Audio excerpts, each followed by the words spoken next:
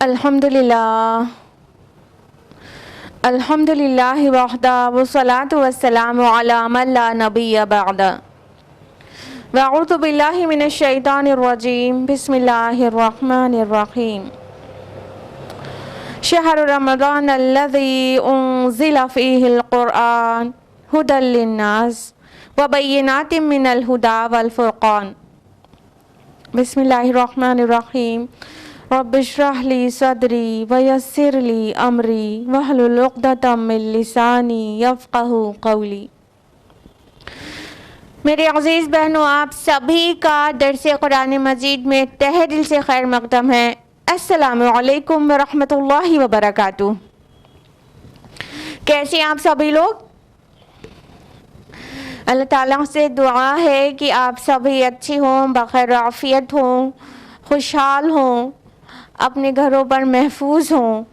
اللہ تعالیٰ کرے کہ ہم اور آپ جلدی مل جائیں آف لائن درس قرآن میں، اور اللہ تعالیٰ ہمارا یہ جڑنا، یہ ملنا قرآن کی وجہ سے قبول فرمائے، اور اللہ تعالیٰ ہماری اور آپ کی عزت دنیا اور آخرت دونوں میں بنا دے اس قرآن کے رشتے کی وجہ سے، آمین۔ درس قرآن مجید میں کون سی سورہ چل رہی تھی؟ جی ہاں، سورہ مریم۔ لاسٹ ویک ہم لوگوں نے سورہ مریم کی آیت نمبر 40 تک مکمل کیا تھا، اور آج درس قرآن مجید میں سورہ مریم سورہ نمبر 19 کی آیت نمبر 41 آنورڈز ہم لوگ تفصیل سے جانیں گے انشاءاللہ۔ لیکن اس سے پہلے لاسٹ ویک کا ریویژن، آپ میں سے جن لوگوں نے لاسٹ ویک اٹینڈ کیا تھا یا تو بعد میں آپ نے یوٹیوب پر دیکھ لیا تھا، ان کو پتہ ہوگا کہ لاسٹ ویک ہم لوگوں نے آیت نمبر 31 سے لے کے آیت نمبر 40 تک تفصیل سے جانا تھا، لہٰذا آیت نمبر 31 سے ہم آپ کو ریوائز کرائیں گے تاکہ وہ آپ کو ریکال ہو جائے اور تسلسل بن جائے۔ اعوذ باللہ من الشیطان الرجیم بسم اللہ الرحمن الرحیم۔ آیت نمبر 31 کا ٹرانسلیشن ہے، اور مجھے بابرکت بنایا جہاں کہیں بھی میں ہوں گا، اور مجھے اس نے تاکید کی ہے نماز کی اور زکوٰۃ کی جب تک میں زندہ رہوں۔ یعنی عیسیٰ علیہ السلام کی جو گفتگو تھی وہ چل رہی تھی، تو عیسیٰ علیہ السلام نے فرمایا کہ اللہ تعالیٰ نے مجھے بابرکت بنایا ہے اور نماز اور زکوٰۃ کی تاکید کی ہے۔ آیت نمبر 32 میں ہے کہ اور اس نے مجھے بنایا ہے بھلائی کرنے والا اپنی والدہ کے ساتھ، اور اس نے مجھے تند خو بدبخت نہیں بنایا۔ عیسیٰ مسیح علیہ السلام اپنی والدہ حضرت مریم کا ہی ذکر کرتے ہیں، کیونکہ فادر تو آپ کے تھے ہی نہیں۔ آیت نمبر 33 میں ہے، اور سلام ہے مجھ پر جس دن میں جنا گیا، اور جس دن میں مروں گا، اور جس دن مجھے اٹھایا جائے گا زندہ کر کے۔ آیت نمبر 34 میں ہے، یہ ہے عیسیٰ ابن مریم، یہ ہے حق بات جس کے بارے میں لوگ شک کرتے ہیں۔ یعنی حضرت عیسیٰ مسیح علیہ السلام کے بارے میں اللہ سبحانہ و تعالیٰ نے تفصیل سے حقیقت کو ریویل کر دیا، اور اس کے بعد فرمایا کہ ذالک عیسیٰ ابن مریم، یہ ہے عیسیٰ ابن مریم، یعنی مسیح علیہ السلام کی اصل حقیقت جو تھی وہ یہ ہے، یعنی کہ مسیح علیہ السلام اللہ کے بیٹے نہیں ہیں، خدا نہیں ہیں نعوذ باللہ، بلکہ مسیح علیہ السلام بنا والد کے پیدا کیے گئے حضرت مریم سے، اللہ تعالیٰ کے کلمہ کن سے، لہٰذا مسیح علیہ السلام پر اس طرح سے ہی ایمان رکھنا ضروری ہے۔ اور دوسری ایکسٹریم پر یہود جا رہے ہوتے ہیں نا، یہود تو معاذ اللہ ثم معاذ اللہ عیسیٰ مسیح علیہ السلام کو ولد الزنا کہتے ہیں، استغفر اللہ، تو اور عیسائی کیا کرتے ہیں، ان کو خدا بنا دیتے ہیں، لیکن اللہ تعالیٰ نے جو اصل حقیقت تھی اس کو قرآن کے ذریعے ریویل کر دیا، الحمدللہ۔ آیت نمبر 35 ہے، اللہ کے شایان شان نہیں ہے کہ وہ کسی کو بیٹا بنائے، وہ پاک ہے، جب وہ کسی کام کا فیصلہ کرتا ہے تو اسے کہتا ہے ہو جا، اور وہ ہو جاتا ہے۔ یعنی اللہ تعالیٰ بیٹا کیوں کر بنائے گا؟ اللہ تعالیٰ کی قبضہ قدرت میں ساری کائنات ہے، اور کسی چیز کو ہونے کے لیے، کرنے کے لیے اللہ تعالیٰ کو ورک نہیں کرنا پڑتا ہے، اللہ تعالیٰ کے کلمہ کن سے ہی وہ چیز وجود میں آ سکتی ہے۔ آیت نمبر 36 کا ٹرانسلیشن ہے، اور یقیناً اللہ ہی میرا رب بھی ہے اور تمہارا رب بھی، تو تم اسی کی بندگی کرو، یہی سیدھا راستہ ہے۔ پھر اختلافات پیدا کر لیے مختلف گروہوں نے آپس میں، تو بربادی ہے ان کافروں کے لیے اس بڑے دن کی پیشی سے۔ آیت نمبر 38 ہے، کیا ہی اچھا وہ سن رہے ہوں گے اور کیا ہی اچھا وہ دیکھ رہے ہوں گے جس دن وہ ہمارے پاس آئیں گے، لیکن آج یہ ظالم کھلی گمراہی میں مبتلا ہیں۔ یعنی اس دن حقیقت واضح ہو جائے گی روز قیامت، جب اللہ تعالیٰ ان کو حقیقت ایک تو ریویل کرے گا وہاں پر بھی، اور دوسری بات یہ کہ وہ عذاب کو دیکھ لیں گے، تو پھر وہ جو یہاں پر بھی سن سکتے تھے، دیکھ سکتے تھے، نہیں سنا اور نہیں دیکھا، وہ اس دن بہت اچھی طرح سے دیکھ اور سن رہے ہوں گے۔ آیت نمبر 39 ہے، اور اے نبی صلی اللہ علیہ وسلم آپ انہیں خبردار کر دیجئے اس یوم حسرت سے جب ہر معاملے کا فیصلہ کر دیا جائے گا، البتہ یہ لوگ غفلت میں مبتلا ہیں لہٰذا یہ ایمان نہیں لائیں گے۔ قیامت کو یہاں یوم الحسرت کہا گیا ہے۔ آیت نمبر 40 ہے، یقیناً ہم ہی وارث ہوں گے زمین کے اور جو کوئی اس پر موجود ہے اس کے بھی، اور یہ سب لوگ ہماری ہی طرف لوٹائے جائیں گے۔ یعنی اللہ سبحانہ تعالیٰ ہمارا خالق بھی ہے اور مرجع بھی، ہم اسی کی طرف لوٹ کر جانے والے ہیں۔ بعد بعد الموت پر ایمان لانا اسلام میں فرض ہے، ضروری ہے، اسلام کے ایمان کے 6 پلرز میں سے ایک پلر ہے۔ تو یہ یہاں تک تھا حضرت مسیح علیہ السلام کا تذکرہ جو ہم لوگوں نے لاسٹ ویک کر لیا تھا الحمدللہ۔ اب ہم لوگ آگے بڑھیں گے آیت نمبر 41 آنورڈز، اور یہاں سے ذکر شروع ہو رہا ہے حضرت ابراہیم علیہ السلام کا۔ تو اب باقاعدہ تفصیل سے جانتے ہیں آیت نمبر 41 آنورڈز۔ اعوذ باللہ من الشیطان الرجیم، بسم اللہ الرحمن الرحیم۔ وَاذْكُرْ فِي الْكِتَابِ إِبْرَاهِيمَ إِنَّهُ كَانَ صِدِّيقًا نَبِيًّا، اور تذکرہ کیجئے اس کتاب میں ابراہیم کا، یقیناً وہ صدیق نبی تھے علیہ السلام۔ اللہ سبحانہ وتعالی اب ابراہیم علیہ السلام کا تذکرہ کر رہے ہیں اس کتاب میں، اور اس کتاب سے کیا مراد ہے؟ آف کورس قرآن۔ تو اللہ تعالیٰ فرما رہے ہیں کہ ابراہیم علیہ السلام کا تذکرہ کیجئے۔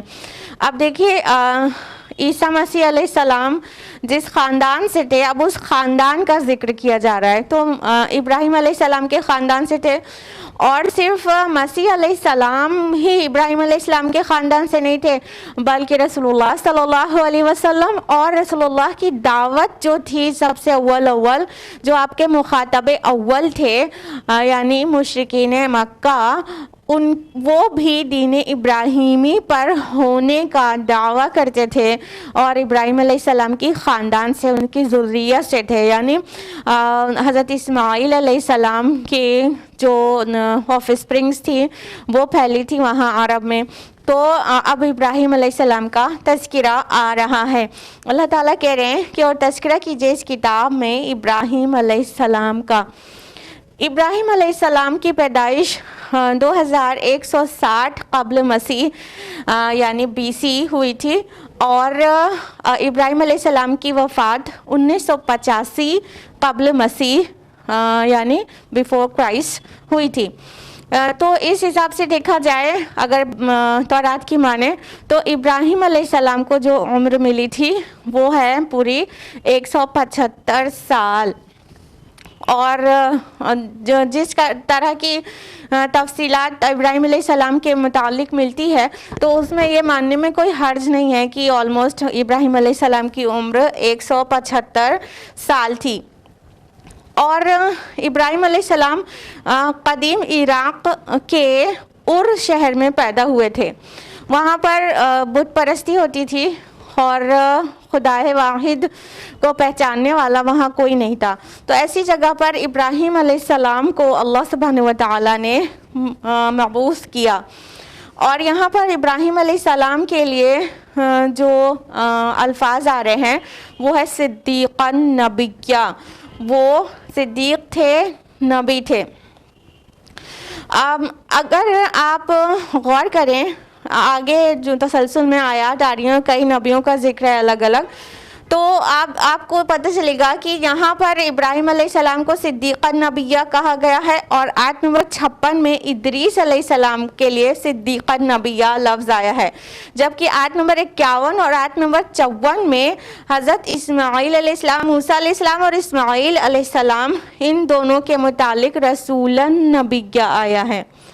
دونوں نبی تھے، چاروں نبی تھے، لیکن 2 کے لیے صدیق النبیہ آیا ہے اور 2 کے لیے رسول النبیہ آیا ہے۔ اس پر اکثر مفسرین کی نظر نہیں گئی، لیکن ڈاکٹر اسرار احمد رحمہ اللہ انہوں نے بہت غور کیا ان الفاظ پر، رسول النبیہ اور صدیق النبیہ، اور اس کا ڈفرینس تلاش لیا۔ سبحان اللہ، اس کو ہی ہم آپ کے سامنے پیش کرنے جا رہے ہیں کہ ڈاکٹر اسرار احمد رحمہ اللہ نے رسول النبیہ اور صدیق النبیہ کا کیا ڈفرینس بتایا ہے۔ دیکھیے، انسان جو بھی ایمان لاتا ہے، پھر وہ سورہ فاتحہ میں روز روز ہر رکعت میں کہتا رہتا ہے نا، اہدنا الصراط المستقیم، اے اللہ ہمیں سیدھا راستہ دکھا دے، صراط الذین انعمت علیہم، راستہ ان لوگوں کا جن پر آپ نے انعام فرمایا۔ اب اللہ تعالیٰ نے انعام کس پر فرمایا ہے، یہ بات آپ کو مل جائے گی سورہ نساء، سورہ نمبر 4، آیت نمبر 69 میں۔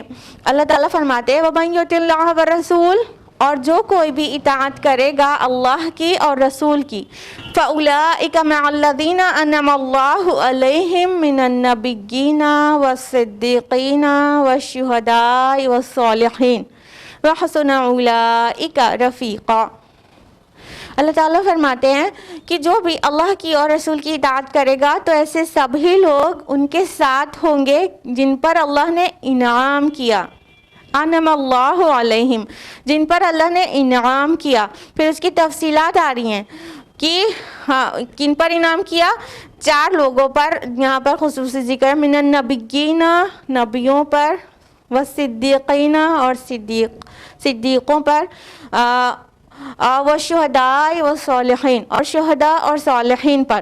تو اللہ سبحانہ وتعالیٰ فرما رہے ہیں کہ جو بھی اللہ رسول کی اطاعت کرے گا وہ ان لوگوں کے ساتھ رہے گا جن پر اللہ نے انعام کیا، اور انعام ان 4 لوگوں پر کیا ہے، 4 طرح کے لوگوں پر۔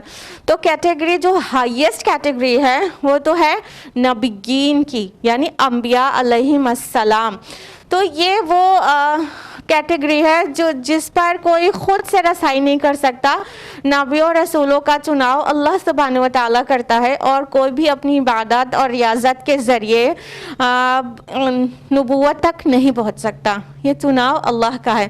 باقی 3 کیٹیگری ہے جو انسان کے عمل، اس کے ایمان کی وجہ سے وہ وہاں پر پہنچ سکتا ہے کوشش کرنے پر۔ تو نبیوں کے جسٹ بعد والی جو کیٹیگری ہے وہ ہے صدیقین کی کیٹیگری، جو انبیاء کے جسٹ بعد والی ہے۔ صدیق لفظ صادق کا مبالغہ ہے، یعنی وہ جو بہت سچا ہو، اور جو حق کو جب اسے پیش کیا جائے تو فوراً اس کی تصدیق کر دے، تو اس کو بھی صدیق کہا جاتا ہے۔ تو سیکنڈ ہائیسٹ کیٹیگری ہے جو ایمانی لیول اور اعمال صالحات کے پوائنٹ آف ویو سے، وہ ہے صدیقین کی۔ اور تھرڈ کیٹیگری ہے وہ ہے شہداء کی، شہداء یعنی گواہی دینے والے، اور اللہ کی راہ میں اپنی جان قربان کرنے والے۔ اور چوتھی کیٹیگری ہے صالحین کی، جو نیک صالح ہیں، جو بہت گناہوں سے بچتے ہیں۔ تو اگر الٹا دیکھا جائے تو سب سے پہلی کیٹیگری ہے ان کی جن پر اللہ نے انعام کیا ہے، ان میں سب سے بیس لائن کیٹیگری ہے وہ صالحین کی ہے۔ پھر اس کے اوپر کی کیٹیگری ہے شہداء کی، اس کے بھی اوپر کی صدیقین کی۔ یہ انسان اپنی کوشش سے، اپنے اعمال سے، اپنی نفس کو ٹرین کر کے یہاں تک پہنچ سکتا ہے۔ اور فورتھ اور ہائیسٹ کیٹیگری جو ہے وہ کیا ہے، وہ ہے انبیاء کی، جس پر اپنی کوشش سے کوئی نہیں پہنچ سکتا۔ اللہ تعالیٰ جس کو نبی چن لے تو وہ نبی ہو جاتا ہے۔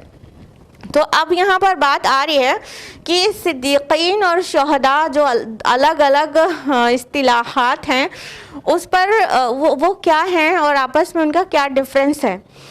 تو اگر آپ دیکھیں کہ ماڈرن سائیکالوجی کئی ٹائپس کی پرسنالٹی کو ڈسکرائب کرتی ہے.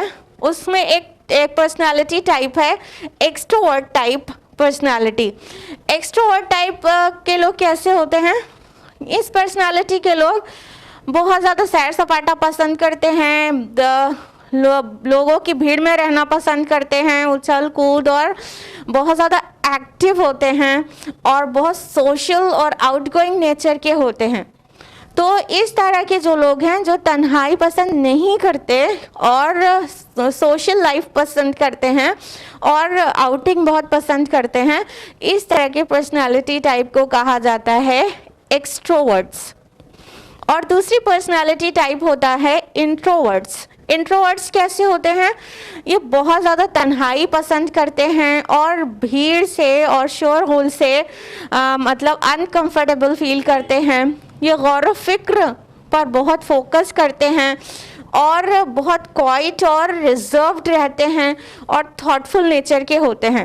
کوائٹ رہنے کی وجہ سے وہ تھاٹ فل زیادہ ہوتے ہیں. تو یہ پرسنالٹی ٹائپ ہے انٹروورٹ پرسنالٹی. اور تیسری پرسنالٹی ٹائپ ہے ایمبیورٹس. ایمبیورٹس کیسے ہوتے ہیں؟ جن میں یہ دونوں ہی چیز پایا جاتا ہے, یعنی کسی موقع پر وہ ایکسٹروورٹ بنتے ہیں اور تو کسی موقع پر وہ انٹروورٹ بنتے ہیں اور غور و فکر بھی کرتے ہیں اور آؤٹ گوئنگ نیچر بھی رکھتے ہیں. یہ دونوں ہی چیز ایک ساتھ موجود ہوتی ہے جن میں ان کو ایمبیورٹس کہا جاتا ہے.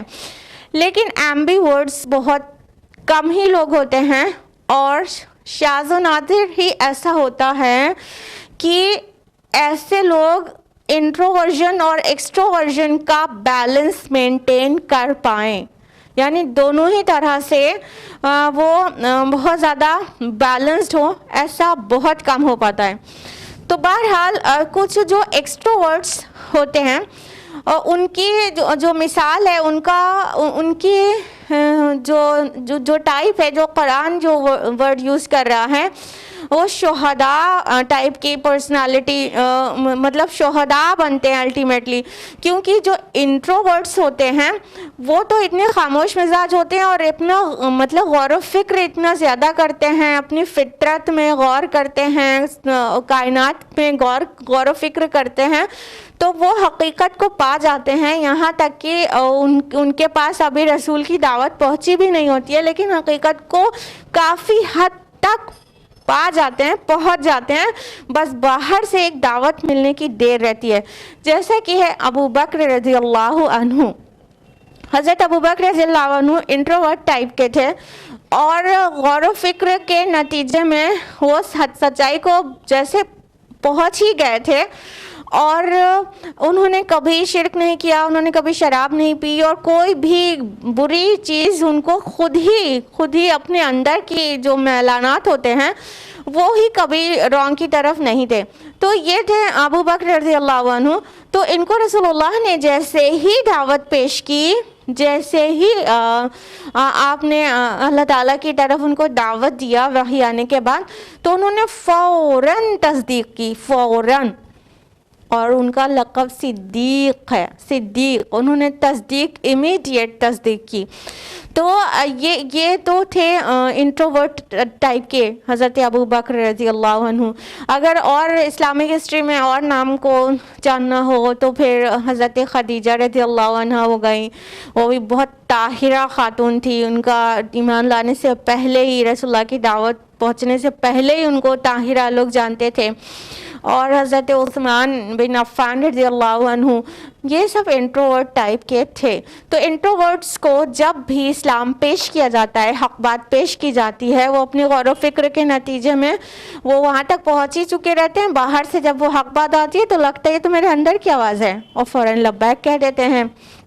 لیکن جو ایکسٹروورٹ ٹائپ کے لوگ ہوتے ہیں, جیسے کہ حضرت حمزہ رضی اللہ عنہ جو سید الشہداء بن گئے, اور حضرت عمر رضی اللہ عنہ, یہ ایکسٹروورٹ پرسنالٹی ٹائپ کے لوگ تھے. تو ایسے لوگ جو ایکسٹروورٹس ہوتے ہیں وہ بہت زیادہ فعال اور متحرک ہوتے ہیں، بہت ڈائنامک نیچر کے ہوتے ہیں، ایکٹیو ہوتے ہیں، سیر سپاٹا چونکہ پسند کرتے ہیں اس لیے غور و فکر پر وہ ٹائم نہیں دیتے، جس کی وجہ سے حق کو تھوڑا دیر میں پہچان پاتے ہیں۔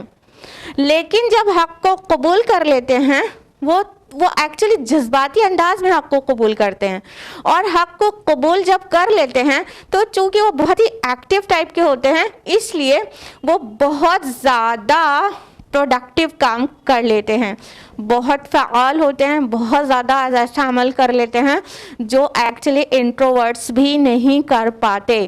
حضرت عمر رضی اللہ عنہ کی فتوحات دیکھ لیجئے، ان کی پوزیشن دیکھ لیجئے، اور ان سے فتنہ پھیلانے والے لوگ کتنا ڈرتے تھے، وہ ساری چیز دیکھ لیے، کتنے مطلب شاندار لیڈر تھے حضرت عمر رضی اللہ عنہ۔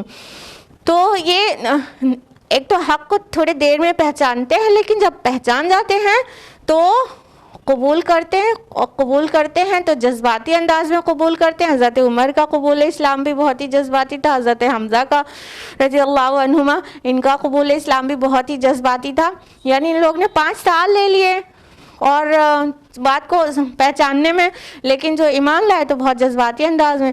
حضرت حمزہ 5 سال تک سوچے چچا ہے رسول اللہ کے، اور 5 سال تک پہچان ہی نہیں پا رہے حق کو، اور پھر ایمان لاتے ہیں تو کس حال میں، مطلب ان کی لونڈی بتاتی ہے کہ ابو جہل نے تمہارے بھتیجے کو یہ اور یہ کہا، جاتے ہیں غصے میں اور ابو جہل کو سخت سست سناتے ہیں، اور اس کے بعد اسی وقت شہادت دے دیتے ہیں کہ تو میرے بھتیجے کو مطلب پریشان کرے گا، تو لے اب میں بھی اس کے ہی دین پر ہوں۔ تو حضرت حمزہ رضی اللہ عنہ اس انداز میں اسلام قبول کرتے ہیں۔ حضرت عمر رضی اللہ عنہ کا قبول اسلام تو کون نہیں جانتا، نکلے تھے ننگی تلوار لے کر کہ رسول اللہ کو قتل کر دیں گے محض اللہ، لیکن راستے میں کسی نے ان کو مائنڈ کو ڈیویٹ کر دیا کہ جا کے دیکھو تمہاری تو بہن اور بہنوں بھی ایمان لا چکے ہیں، یعنی فاطمہ بنت خطاب اور سعید بن زید رضی اللہ عنہما۔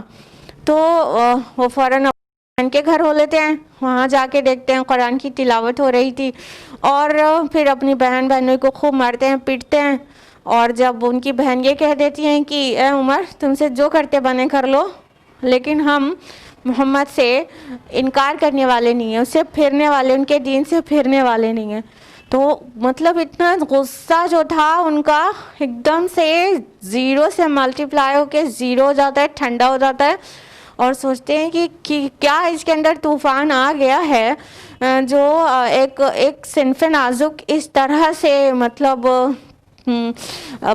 کریجس ورڈز بول رہی ہے۔ تو پھر مانگتے ہیں، کیا پڑھ رہے تھے، قرآن پیش کیا جاتا ہے ان کو، وہ چلے جاتے ہیں رسول اللہ صلی اللہ علیہ وسلم کی خدمت اقدس میں، شہادہ پڑھ دیتے ہیں اور اسلام میں داخل ہو جاتے ہیں۔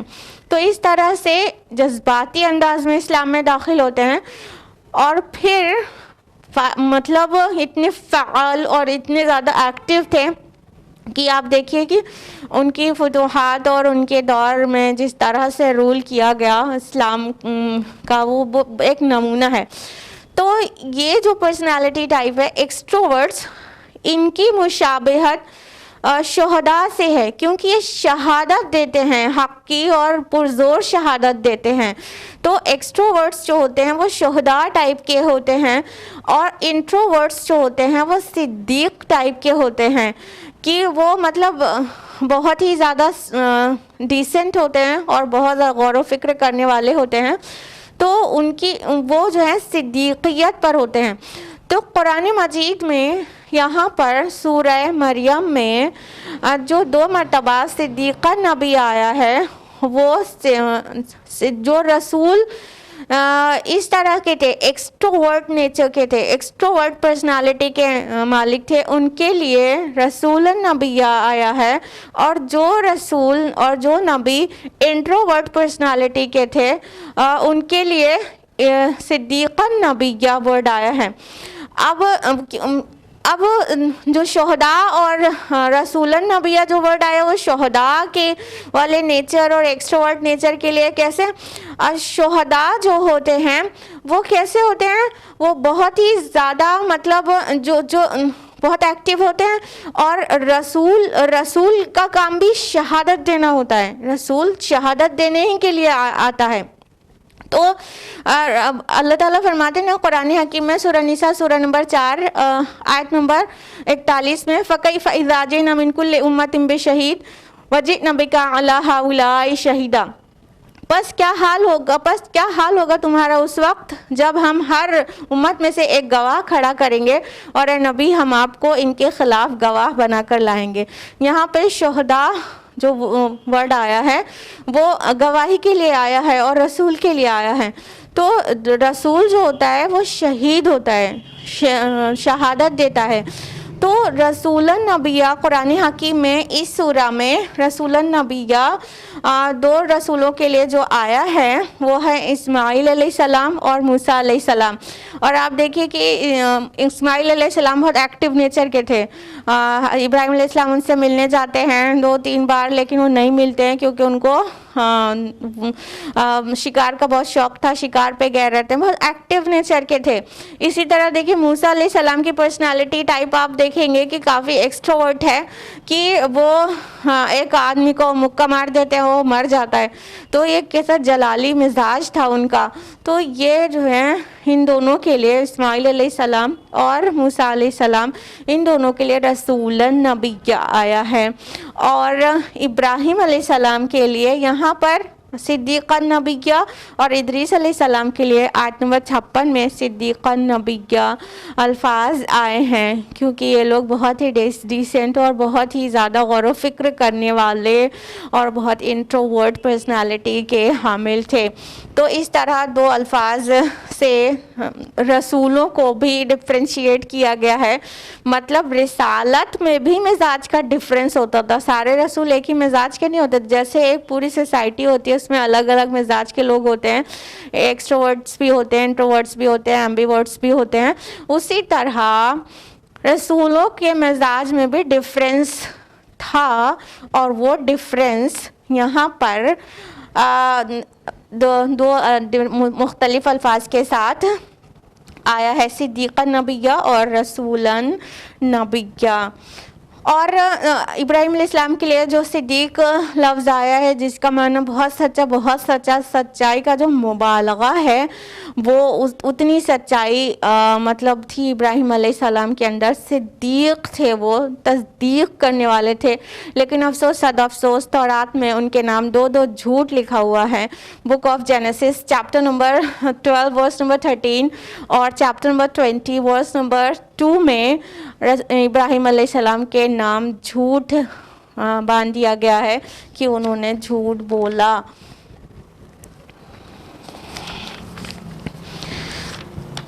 اس کے بعد اگلی آیت ہے آیت نمبر 42. اِذْ قَالَ لِأَبِيهِ يَا أَبَتِ لِمَ تَعْبُدُ مَا لَا يَسْمَعُ وَلَا يُبْصِرُ وَلَا يُغْنِي عَنْكَ شَيْئًا. یاد کیجئے جب ابراہیم علیہ السلام نے اپنے والد سے کہا ابا جان آپ کیوں بندگی کرتے ہیں ایسی چیزوں کی جو نہ سن سکتی ہیں اور نہ دیکھ سکتی ہیں اور نہ ہی آپ کے کچھ کام آ سکتی ہیں. اب ابراہیم علیہ السلام اپنے بت پرست باپ کو دعوت دے رہے ہیں اور بہت ہی ادب سے اور بہت زیادہ ادب سے دعوت دے رہے ہیں.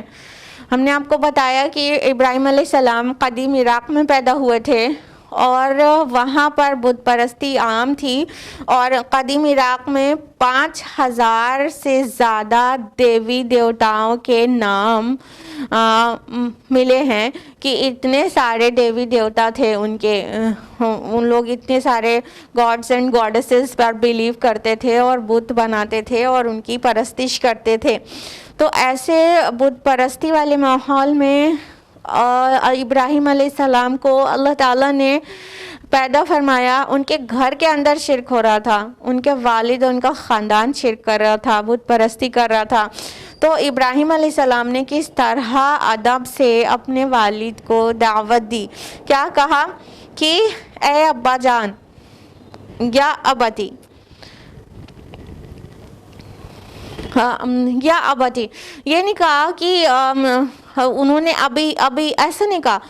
ابھی اگر کہتے تو ہوتا کہ ابا جان یا ابا, لیکن انہوں نے کہا یا ابتی. یا ابتی اس طرح ہے جو احترام کا مطلب ایکسٹریم بیان کر رہا ہے کہ بہت حد درجے احترام کے ساتھ جب والد کو پکارا جائے گا عربی زبان میں تو کہا جائے گا یا ابتی.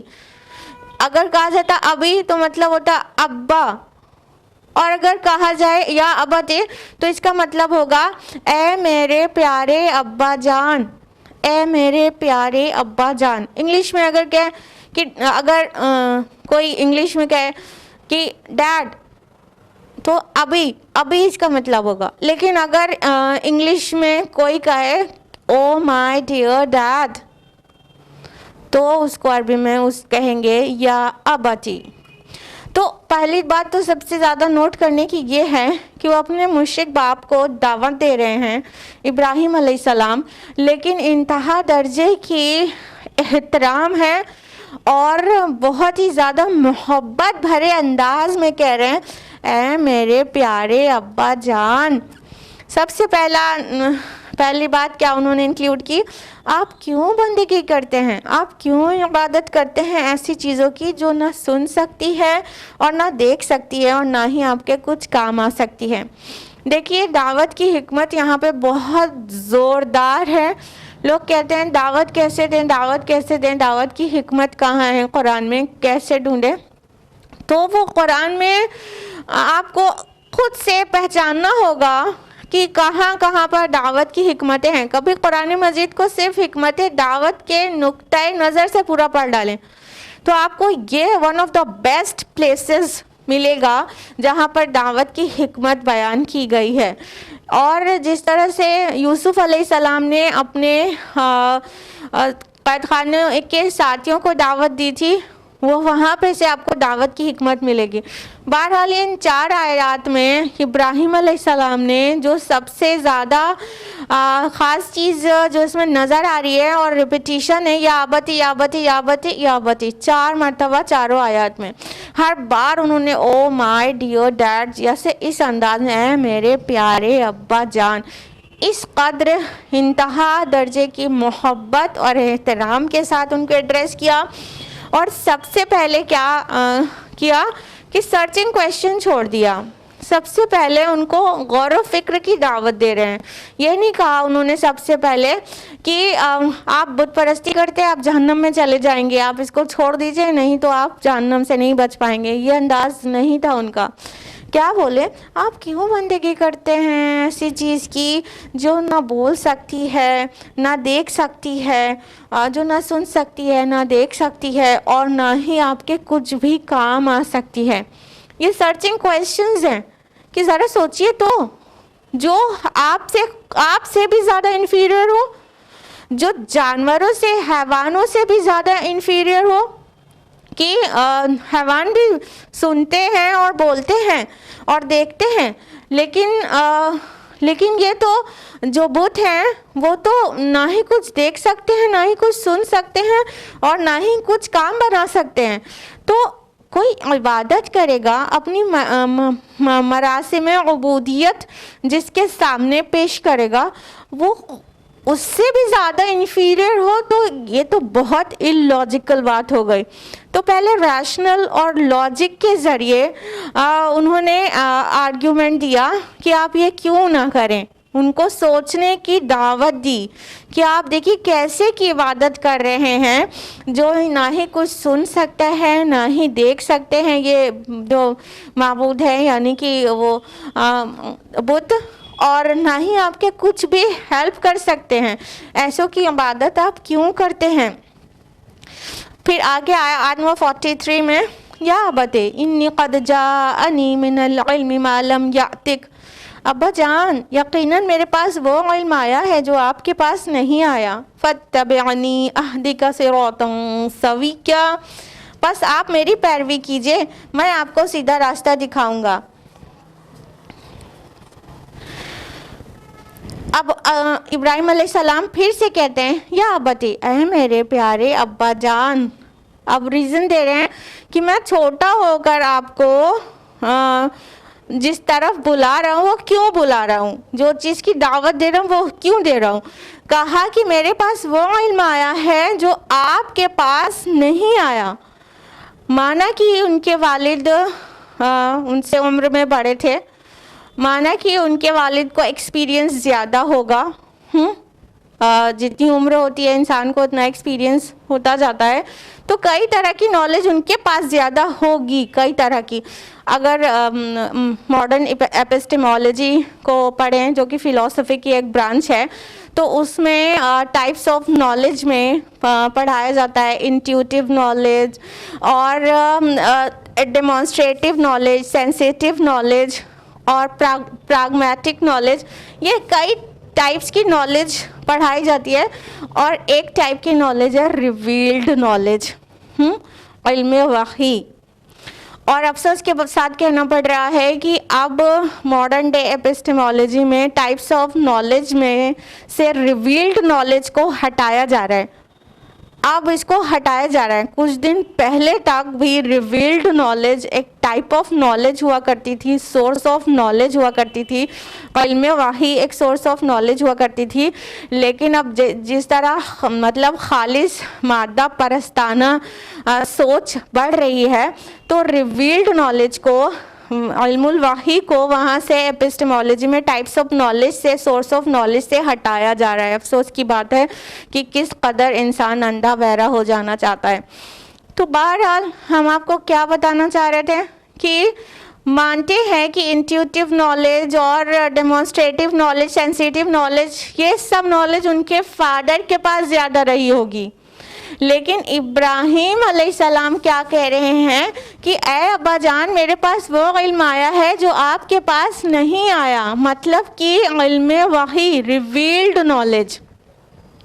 तो अब वो अपने वालिद को दावत दे रहे हैं कि मेरे पास रिवील्ड नॉलेज है, आपकी उम्र ज़्यादा होगी, आपका एक्सपीरियंस ज़्यादा होगा, आपके कई टाइप ऑफ नॉलेज आपके पास ज़्यादा होगी, लेकिन मेरे पास रिवील्ड नॉलेज है, मेरे पास इल्मुल वही है जो आपके पास नहीं है।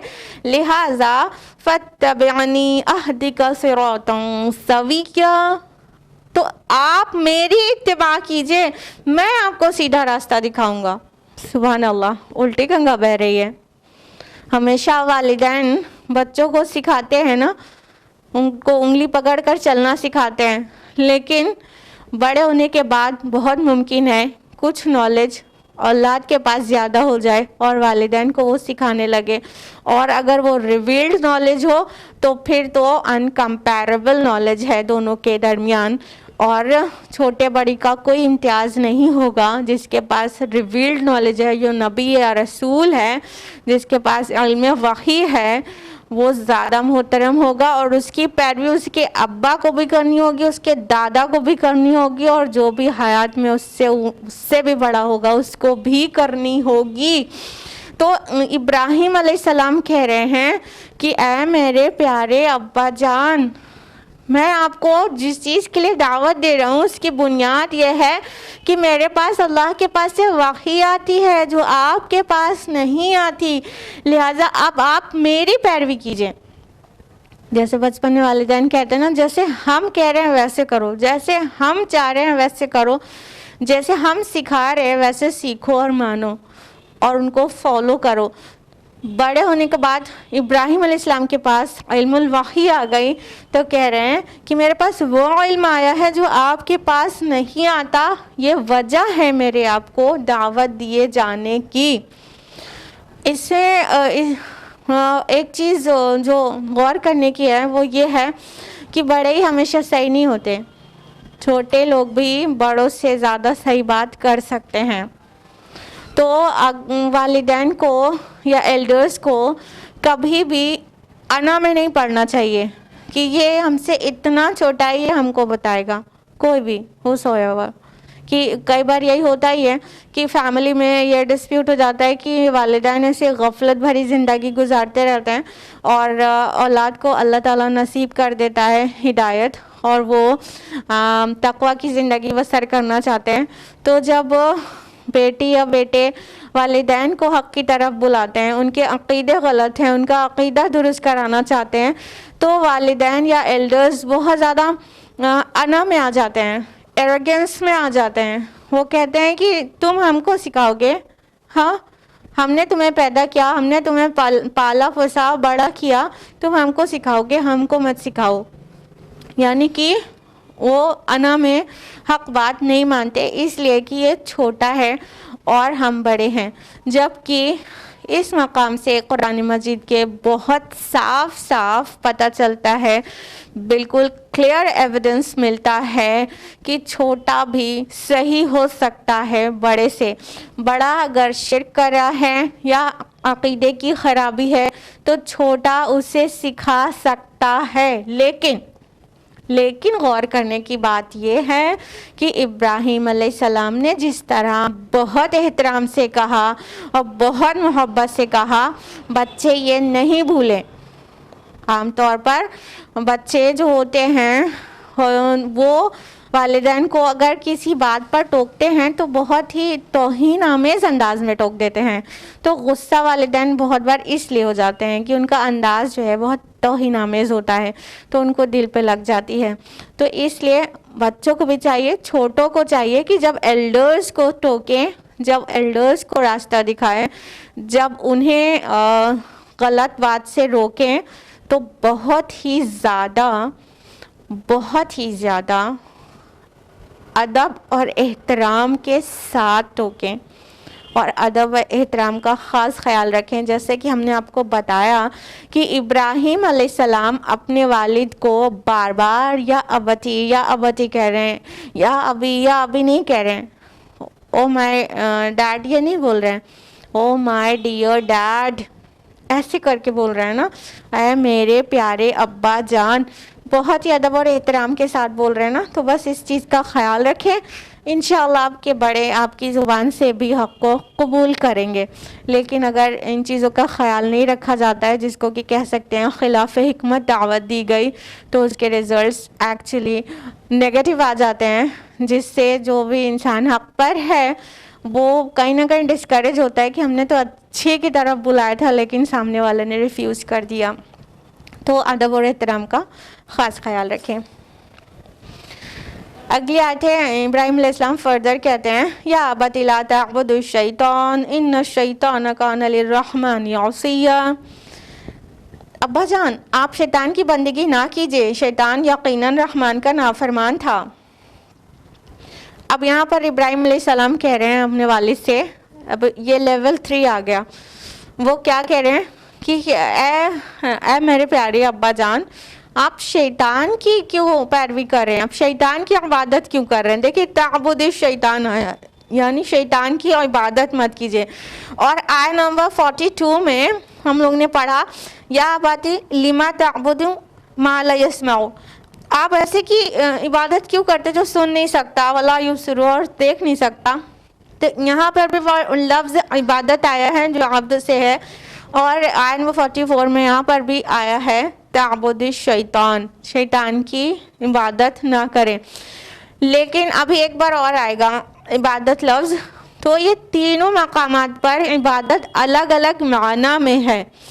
جو آیت نمبر 42 میں آیا ہے کہ آپ ایسے کی عبادت کیوں کرتے ہیں جو نہ سن سکتا ہے نہ دیکھ سکتا ہے، تو وہ عبادت کیا ہے؟ وہ مراسم عبودیت ہے، یعنی رکوع، سجود اور قیام، اور جو اللہ تعالیٰ کے لیے ہونا چاہیے تمام مراسم عبودیت، سجدہ کرنا، جھکنا، قنوت کرنا اور رکوع کرنا، یہ سارے جو مراسم عبادت کہلاتے ہیں، یہ سارے مراسم صرف اور صرف اللہ تعالیٰ کے لیے خاص ہونا چاہیے۔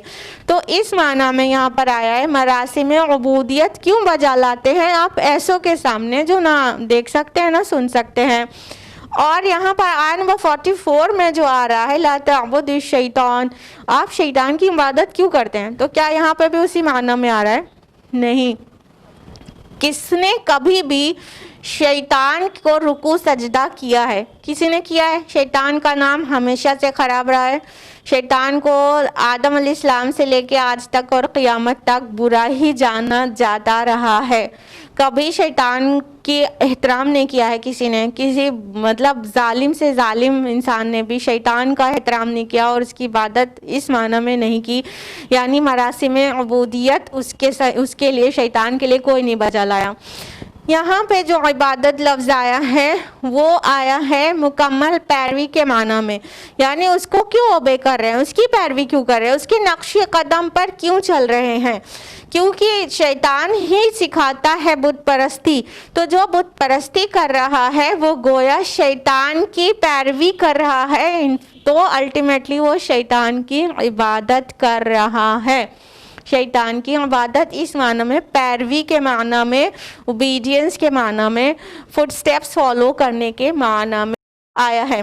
تو ابراہیم علیہ السلام کیا کہتے ہیں، آپ شیطان کی پیروی کیوں کرتے ہیں، وہ تو اپنے رحمان کا بہت ہی نافرمان تھا، یعنی یہ جو بت پرستی ہے وہ تو شیطانی کام ہے، شیطان سکھاتا ہے، شیطان چاہتا ہے کہ لوگ بت پرستی کریں، اور بت پرستی کیوں کرتے ہیں، یہ تو شیطانی کام ہے، یہ تو شیطان کی پیروی ہے۔ آیت نمبر 45 میں ہے، یا ابتی انی اخاف ان یمسک عذاب من الرحمن فتکون للشیطان ولیا، اے ابا جان مجھے اندیشہ ہے کہ رحمان کی طرف سے کوئی عذاب آپ کو آ پکڑے اور پھر آپ شیطان ہی کے ساتھی بن کر رہ جائیں۔ اب انہوں نے اندیشہ جتایا وہ بھی انتہائی احترام کے ساتھ کہ اگر مطلب شیطان کی پیروی کریں گے تو کیا ہوگا کہ اللہ تعالیٰ کی طرف سے کوئی عذاب نہ آ جائے، یہ نہیں کہا کہ عذاب آ جائے گا اور آپ برباد ہو جائیں گے، نہیں، کہیں کوئی عذاب نہ آ جائے۔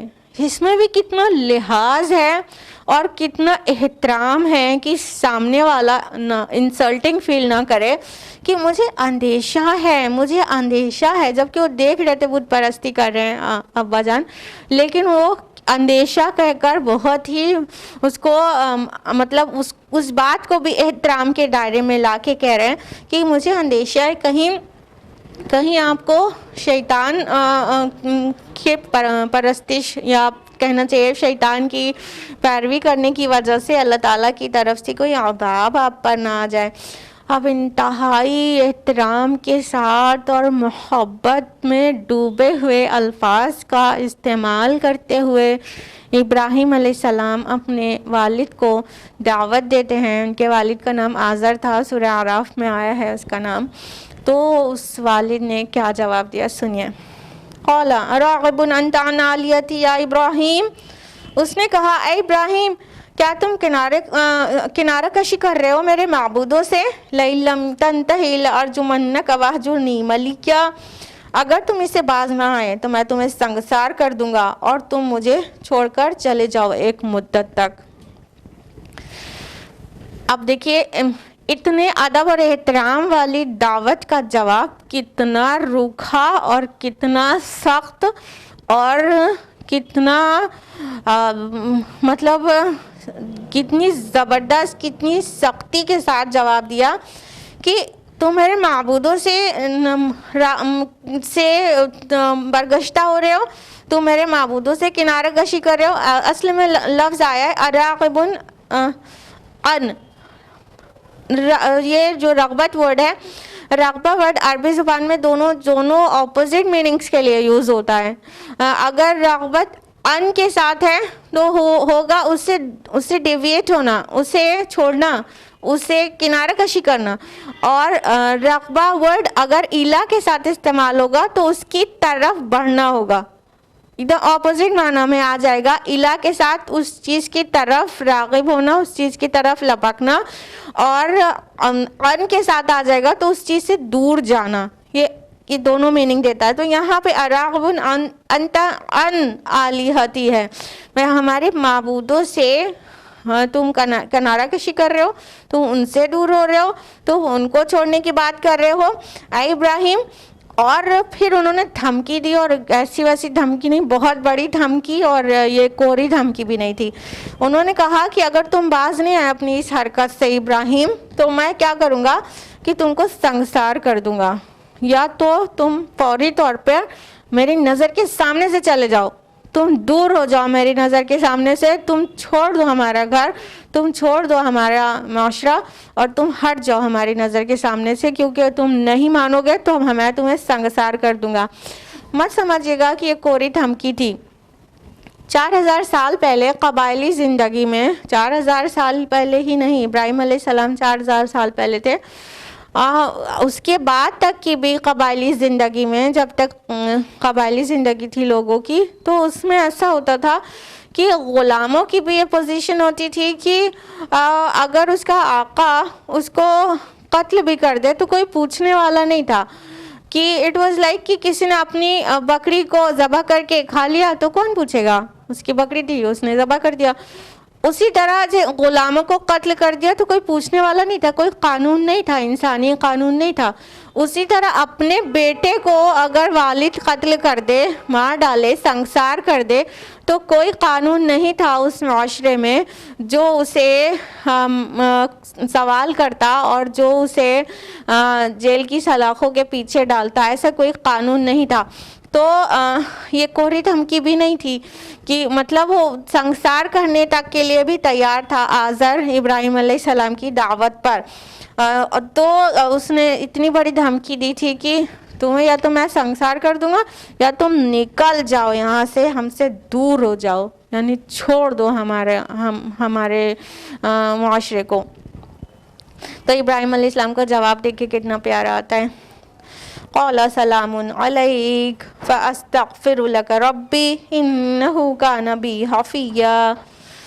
ابراہیم علیہ السلام نے کہا، آپ پر سلام، میں اپنے رب سے آپ کے لیے استغفار کرتا رہوں گا، وہ مجھ پر بڑا مہربان ہے۔ تو انہوں نے کوئی آرگیومنٹ نہیں کیا، جس طرح کا روکھا بلکہ بہت ہی زیادہ سخت جواب تھا، اس کا جواب کوئی بھی سختی سے نہیں دیا، کچھ بھی مطلب انہوں نے ریٹیلیشن میں کچھ شو نہیں کیا، اینگر شو نہیں کیا، کچھ بھی نہیں۔ کیا کہا؟ سلام علیک، آپ پر سلامتی ہو۔ سبحان اللہ، اتنے اکڑ اور غصے کا جواب سلامتی سے، سبحان اللہ۔ یہ تھا ان کا مزاج، ابراہیم علیہ السلام بہت ہی نرم دل، حلیم تھے وہ۔ تو کہنے لگے، آپ پر سلام، میں اپنے رب سے آپ کے لیے استغفار کروں گا، یعنی میں دعا کروں گا میرے اللہ سے کہ وہ آپ کو ہدایت دے، اور فرمایا کہ وہ مجھ پر بڑا مہربان ہے، یعنی کہ ابراہیم علیہ السلام نے جو کچھ مانگا اللہ تعالیٰ نے ہمیشہ ان کو عطا کیا تھا۔ تو انہوں نے اپنے رب کے اوپر ٹرسٹ کی بنیاد پر یہ کہا کہ اللہ تعالیٰ کی بہت رحمتیں ہیں میرے اوپر، میں اپنے رب سے آپ کے لیے بھی دعا کروں گا کہ وہ آپ کو ہدایت دے، وہ آپ کی مغفرت کر دے۔ اس سے پتہ چلتا ہے کہ مشرک کے لیے اس کی ہدایت کی دعا کرنا کچھ بھی غلط نہیں ہے جب تک کہ وہ زندہ ہے۔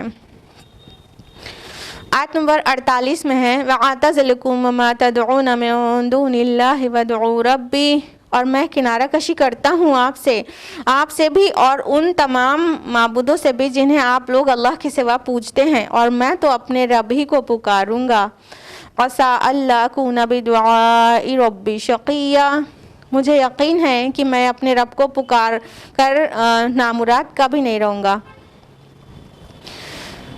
اب ابراہیم علیہ السلام کا بیلنس دیکھیے، ابھی ابراہیم علیہ السلام کی دعوت کو رد کر دیا گیا اور بہت بڑی سی دھمکی دے دی گئی سنگسار کر دینے کی یا تو مائگریٹ کر جانے کی، لیکن انہوں نے کہا کہ میں آپ سے کنارہ کشی کر رہا ہوں، لیکن میں آپ سے بھی اور آپ کے معبودوں سے بھی کنارہ کشی کر رہا ہوں، یعنی وہ مائگریٹ کرنے والے تھے عراق سے شام کی طرف، لیکن انہوں نے کیا کہا، جو اپنے سٹینڈ پر تھے، اپنے موقف سے نہیں ڈگمگائے تھے۔ یہ نہیں کہ کہیں کوئی لچک پیدا ہو گئی ہو ان کی، جس چیز کی وہ دعوت دے رہے ہیں اس میں نہیں، ایک طرف ادب ہے والد کا اور دوسری طرف ایمان ہے، اور جو اپنا موقف ہے، جو اپنا سٹینڈ ہے کہ اللہ ایک ہے اور اس وحدہ لا شریک کی اکیلے کر کے عبادت کرنی چاہیے،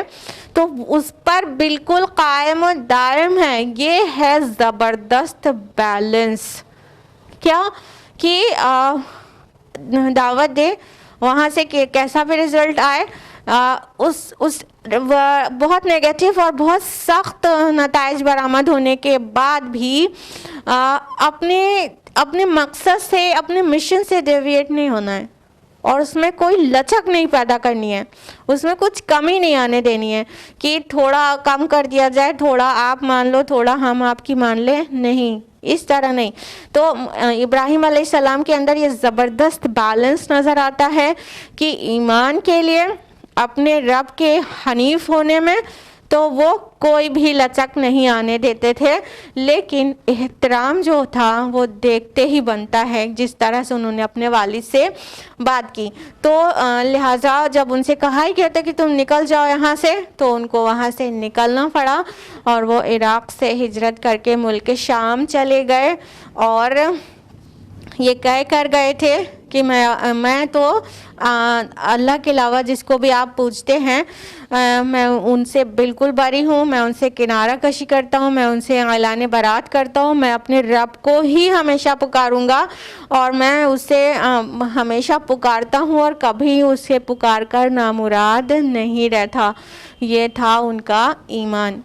آیت نمبر 49 میں ہے فَلَمَّا اعْتَزَلَهُمْ وَمَا يَعْبُدُونَ مِن دُونِ اللَّهِ وَهَبْنَا لَهُ إِسْحَاقَ وَيَعْقُوبَ وَكُلًّا جَعَلْنَا نَبِيًّا۔ پھر جب ابراہیم علیہ السلام نے ان سب سے کنارہ کشی کر لی، اور ان سے بھی جن کی وہ اللہ کے سوا عبادت کرتے تھے، تو ہم نے آپ کو عطا کیا اسحاق اور یعقوب، اور ہر ایک کو نبی بنایا۔ تو ابراہیم علیہ السلام نے جب ہجرت کی، تورات میں بھی اس کا ذکر ملتا ہے، book of Genesis chapter number 12 verse number 1 اور 2 میں، کہ ابراہیم علیہ السلام مائیگریٹ کر کے ملک شام چلے گئے تھے۔ تو جب وہ ملک شام جانے کے لیے کہہ رہے تھے، تو پھر وہ جب وہاں پہنچ گئے تو اللہ تعالیٰ نے ان کو اسحاق علیہ السلام جیسا بیٹا دیا، اور یعقوب علیہ السلام جیسا پوتا دیا۔ اگر آپ سوچ رہی ہوں کہ پہلے تو اسماعیل علیہ السلام پیدا ہوئے تھے، اس کے بعد اسحاق علیہ السلام پیدا ہوئے تھے، تو ہاں بالکل درست سوچ رہی ہیں۔ 87 سال کی عمر میں اللہ تعالیٰ نے ابراہیم علیہ السلام کو اسماعیل علیہ السلام نصیب کیا تھا، اور پھر 13 اور سال کے بعد 100 سال کی عمر میں اسحاق علیہ السلام کی ولادت ہوئی تھی، اور اسحاق علیہ السلام کی ولادت سارہ سے، اور اسماعیل علیہ السلام کی ولادت ہاجرہ سے ہوئی تھی۔ لیکن یہاں پر جو تسلسل ہے اس کو غور کیجئے کہ یہاں سبجیکٹ کیا چل رہا ہے۔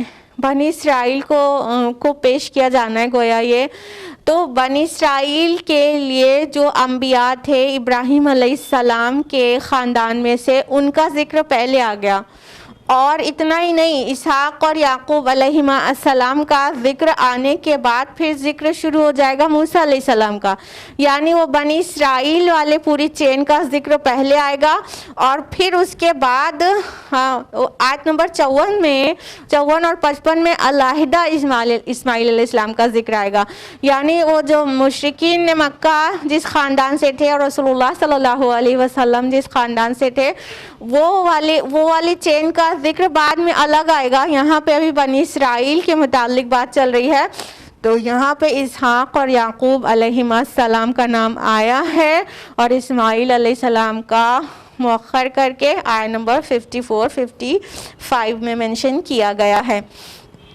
تو اللہ تعالیٰ نے ان کو کیا عطا کیا؟ یعقوب پوتا اور اسحاق علیہ السلام جیسا بیٹا نصیب کیا۔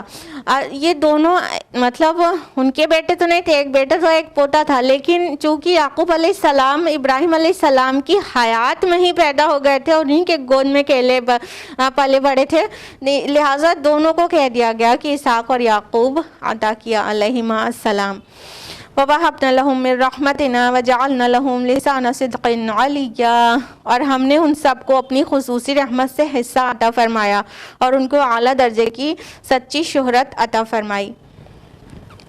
اللہ تعالیٰ فرما رہے ہیں کہ ان سب کو یعنی ابراہیم علیہ السلام کی ذریت کو، ان کی آف اسپرنگس کو اللہ سبحانہ و تعالیٰ نے نبی بنایا اور سچی شہرت اور سچی ناموری عطا کی، ذکر خیر ان کا باقی رکھا بعد والوں میں. اور ابراہیم علیہ السلام کے خاندان کا ذکر خیر اس سے بڑھ کر اور کیا ہوگا کہ جتنے بھی مسلمان نماز پڑھتے ہیں ان میں کوئی بھی نماز سے فارغ نہیں ہو جاتا جب تک درود ابراہیمی نہ پڑھ لے اور ابراہیم اور آل ابراہیم کا ذکر نہ کر لے. تو یہ سچی ناموری پلس پورے ورلڈ کی جو پاپولیشن ہے اس میں سے 2/3 پاپولیشن ابراہیم علیہ السلام کو مانتی اور ان سے محبت کرتی اور ان کا ذکر خیر کرتی ہے.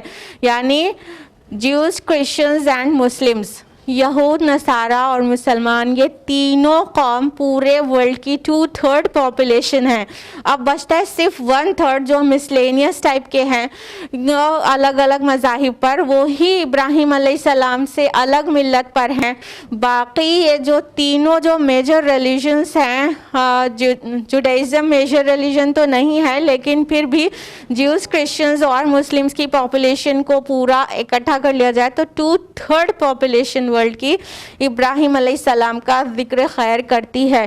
ابراہیم علیہ السلام نے خود اس بات کے لیے دعا بھی کی تھی. سورہ شعراء سورہ نمبر 26 آیت نمبر 83-84 میں ہے نا، رب ہب لی حکما والحقنی بالصالحین واجعل لی لسان صدق فی الآخرین. اے میرے رب مجھے حکمت اور قوت فیصلہ نصیب فرما اور مجھے صالحین میں ملا لے اور میرا ذکر خیر باقی رکھ لوگوں میں. تو اللہ تعالیٰ سے انہوں نے دعا کی تھی کہ میرے بعد میرے ہجرت کرنے کی وجہ سے میرے خلاف کوئی بہتان بازی نہ ہو جائے، میرا ذکر خیر بعد میں آنے والوں میں باقی رکھ. تو اللہ تعالیٰ نے ایسی دعا کو شرف قبولیت بخشی اور یہاں اس آیت میں آیت نمبر 50 میں مطلب اس کی سند عطا کر دی گئی کہ ہم نے ان سب کو اپنی خصوصی رحمت کا حصہ عطا فرمایا اور ان کو اعلیٰ درجے کی سچی شہرت عطا فرمائی. سبحان اللہ. جس طرح رسول اللہ کے لیے کہا گیا وَرَفَعْنَا لَكَ ذِكْرَكَ، اسی طرح ابراہیم علیہ السلام کے لیے کہا گیا کہ ان کو سچی شہرت عطا فرمائی. تو یہ تھا آج کا درس قرآن آیت نمبر 50 تک. آج کے لیے ہم لوگ یہیں پر رکیں گے، آئندہ ہفتے میں پھر ملاقات ہوگی انشاءاللہ. اللہ تعالیٰ سے دعا ہے کہ وہ ہم سب کو قرآن مجید پڑھنے، سمجھنے، غور و فکر کرنے، غور تزنی کرنے، عمل کرنے اور دوسروں تک پہنچانے کی توفیق عطا فرمائے.